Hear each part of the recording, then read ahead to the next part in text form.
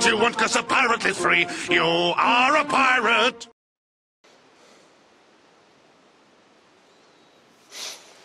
Salut! Alors aujourd'hui, je vais te parler de quelque chose de super important. Que ça soit si tu es dans le cas où tu veux créer un site internet, ou tu as un site internet, ou alors une chaîne YouTube, je vais te parler de trouver des mots-clés. Alors je ne vais pas rentrer dans la théorie, t'expliquer concrètement comment tu dois structurer tes mots-clés, comment établir une stratégie de mots-clés, mais plutôt où trouver des mots-clés. Donc les mots-clés, ça te sert aussi bien dans le SEO, c'est-à-dire le référencement naturel, et dans le SEA, c'est-à-dire le référencement payant. Donc on est parti sans plus attendre, 5, 4, 3, 2, 1, prêt, feu, partez, top! Numéro 1. Alors la première solution, c'est tout simplement d'utiliser le planificateur de mots-clés d'AdWords. AdWords, si tu ne le sais pas, je te le rappelle, c'est la plateforme publicitaire de Google, Google AdWords. Donc pour le trouver, c'est tout simple. Tu tapes AdWords planificateur de mots-clés sur Google et tu y accéderas directement. Et là, tu pourras taper directement dans cette barre de recherche ton mot-clé en fonction de ta thématique. Et le planificateur de mots-clés te proposera toute une série de mots-clés en relation avec le mot-clé que tu as tapé. Tu peux d'ailleurs voir de façon précise le volume et la concurrence sur ce mot-clé. Alors petit rappel, important de le savoir, quand on parle de mots-clés, c'est une sorte d'abus de langage. Mot-clé, c'est pas forcément un mot, ok? Ça peut être une expression. Comment avoir plus d'abonnés sur YouTube, c'est par exemple un des mots-clés sur lequel je suis positionné. Et c'est pas un mot, ok?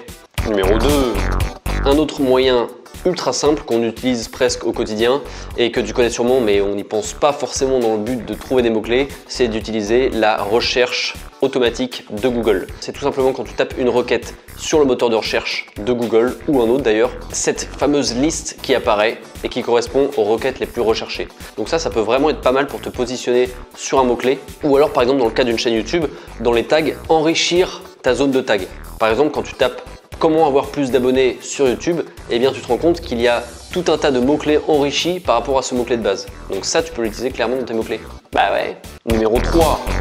Alors la troisième astuce que je te propose pour trouver des mots-clés, c'est quelque chose qui n'est pas connu du tout, auquel on ne prête pas forcément attention, c'est ce que j'appelle les Related Results ou les Related Searches, c'est-à-dire les recherches similaires on peut dire. En gros, encore une fois, quand tu tapes une requête dans la barre de recherche de Google, tu vas aller tout en bas, là où tu peux accéder à d'autres pages et tu vas voir plusieurs champs qui correspondent à des résultats alternatifs, des résultats similaires. Donc Google fait une association par rapport à ta requête pour te proposer donc des mots-clés que tu peux encore une fois utiliser sur ton site, sur ton blog, sur ta chaîne YouTube, etc. etc. Numéro 4. Alors la quatrième astuce que je te propose pour trouver des mots-clés, pour fournir ton contenu de mots-clés, c'est d'utiliser un site qui s'appelle SEMrush. Alors le but c'est simple, c'est tout simplement de rentrer l'URL de ton site et tu auras accès à tout un tas de paramètres, de données et notamment à des mots-clés proposés par le site. Donc alors c'est un site payant mais tu as accès à une petite partie gratuite comme pas mal de logiciels ou d'applications. C'est un peu cher donc essaie de profiter de l'offre gratuite pour justement enrichir ta base de mots-clés. Numéro 5. Alors numéro 5 c'est tout bête, c'est la façon la plus, j'ai envie de dire, la plus naturelle, la moins informatisée, la moins dans l'ère moderne. C'est tout simplement de discuter. Je te donne un exemple. Moi, je me sens assez engagé dans tout ce qui est éducation. Je pense qu'il y a beaucoup d'améliorations à faire en termes d'éducation.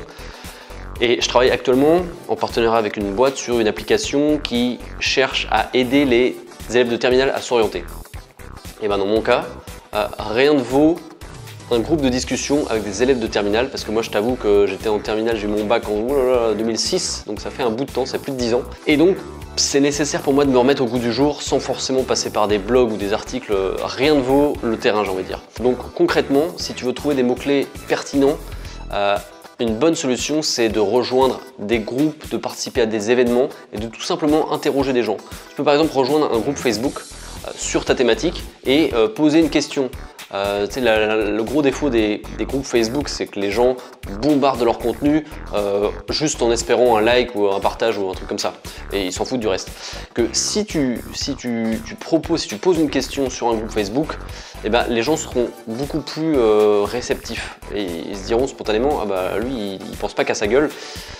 Ou alors de façon détournée, mais en tout cas il essaie d'être dans le partage, dans une optique de partage, de discussion. Donc ça c'est quelque chose qui est très apprécié et tu peux faire aussi des meet-up, tu peux tout simplement demander aux gens de ta famille, à tes amis qui correspondent potentiellement à cette cible. Comprendes?